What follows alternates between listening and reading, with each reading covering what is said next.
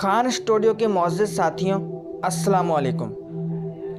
ناظرین، history of Adam and ابلیس کے 3rd ایپیسوڈ عزازیل کا ابلیس سے شیطان مردود تک کا سفر میں آپ سبھی کو خوش آمدید۔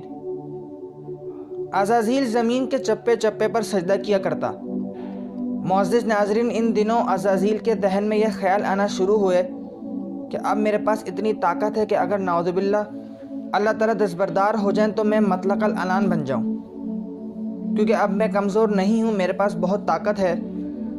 کبھی اسے خیال آتا کہ فرشتوں کو اپنا ہم نوا بنا کر اللہ تعالیٰ سے بغاوت کروں، لیکن بعد میں خود ابلیس اپنے خیالات پر لعن طعن کرتا کہ جو طاقت دے سکتا ہے وہ واپس بھی لے سکتا ہے۔ اس نے چند ایک فرشتوں سے دبے لفظ و اظہار کیا، رائے جاننا چاہی، مگر فرشتوں نے انکار کیا کہ حکم ربی، منشاء ربی کے خلاف وہ اپنی مجال نہیں رکھتے۔ اس کے بعد وقت گزرتا گیا، نظام ویسے ہی چلتا رہا۔ پھر وہ وقت آیا جب جبرائیل علیہ السلام کی تخلیق ہوئی۔ بیان ہوتا ہے کہ جبرائیل امین عالم وجود میں آتے ہی سجدے میں گر گئے، 30,000 سال طویل سجدہ کیا، تب سر اٹھایا اور سر اٹھاتے ہی پوچھا، اے میرے پروردگار، جیسے میں نے تیری عبادت میں یہ طویل سجدہ کیا ہے، ایسی کوئی مثال ہوگی تیری مخلوق میں؟ پروردگار عالم کی طرف سے جواب آیا، اے جبرائیل، تمہاری اپنی نظر میں اپنی طویل عبادت کی اہمیت زیادہ ہوگی، مگر میں آخری وقت میں ایک گروہ امت یعنی امت مصطفیٰ صلی اللہ علیہ وآلہ وسلم پیدا فرماؤں گا، جس کی 2 رکعت نماز تمہارے اس 30,000 سالہ سجدے سے کئی زیادہ ممتاز ہوگی۔ نہ صرف یہ، بلکہ میں اس کا اجر و ثواب بھی اس سجدے سے کئی سو گنا بڑھا کر عطا کروں گا۔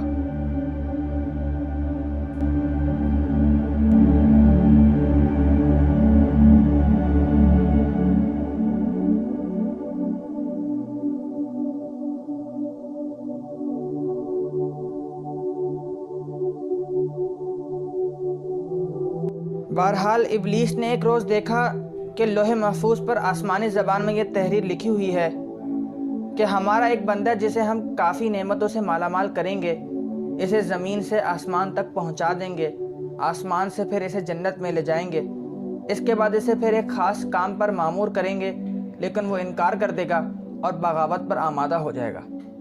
عزازیل کو یہ پڑھ کر سخت تعجب اور حیرت ہوئی کہ ایسا کون بد نصیب ہوگا۔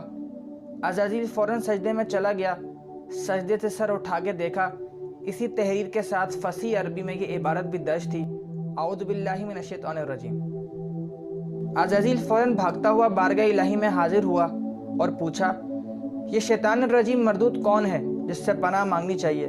ارشاد ہوا، ہے ایک جو نافرمانی کرے گا اور مردود ہو جائے گا۔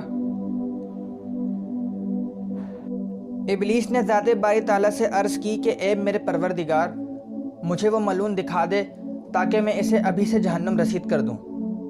جواب ملا، بہت جلد تو اسے دیکھ لے گا۔ محترم ناظرین، یہ ذہن میں رکھیے کہ ابلیس کا اس واقعے تک نام عزازیل ہی ہے۔ عزازیل اس واقعے کے بعد بہت عرصے تک شج و پنج میں رہا کہ کون ایسا ہو سکتا ہے۔ کبھی اسے خیال آتا کہ شاید ایسا میں ہی ہوں، اگر میں ہوا تو کیا ہوگا۔ اس خیال سے ابلیس نے فرشتوں کو اپنا ہم خیال بنانے کی کوشش کی، مگر فرشتوں نے صاف انکار کر دیا۔ اب ابلیس کے ساتھ ایک عجیب معاملہ شروع ہو گیا۔ جب کبھی بھی یہ سجدے سے اپنا سر اٹھاتا تو سجدے والی جگہ پر لعنت اللہ علی ابلیس لکھا ہوا نظر آتا۔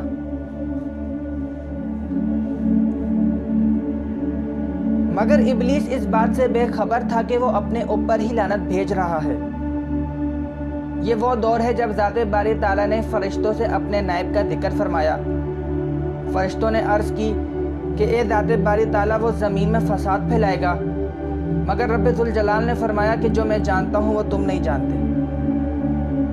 ناظرین، ابلیس نے ایک مرتبہ پھر اس خیال سے فرشتوں کو اپنا ہمنوا بنانے کی کوشش کی کہ اگر میں نے بغاوت کی تو کوئی نہ کوئی ہمنوا، ہم خیال ضرور ہونا چاہیے، مگر تمام فرشتوں نے یک زبان ہو کر کہا کہ وہ حکم خدا کے سامنے ایسا کرنے کی جرت نہیں رکھتے۔ ابلیس اس جواب سے بہت مغلوب ہوا، مگر مشیت ربی تھی، ابلیس کی ان حرکات کے باوجود کوئی نوٹس نہیں لیا گیا۔ معاملات اسی طرح چلتے رہے۔ اب وقت آیا تخلیق آدم علیہ السلام کا۔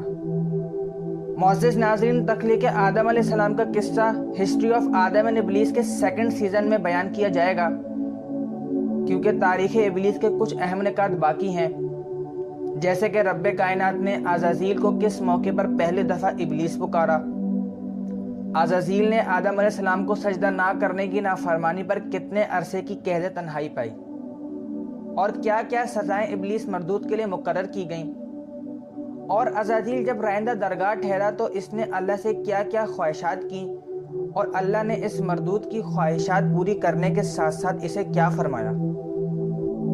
یہ سب کچھ ہسٹری آف آدم اینڈ ابلیس سیزن 1 کے اگلے ایپیسوڈ میں ہم آپ کو بتائیں گے۔ تب تک کے لیے اللہ حافظ۔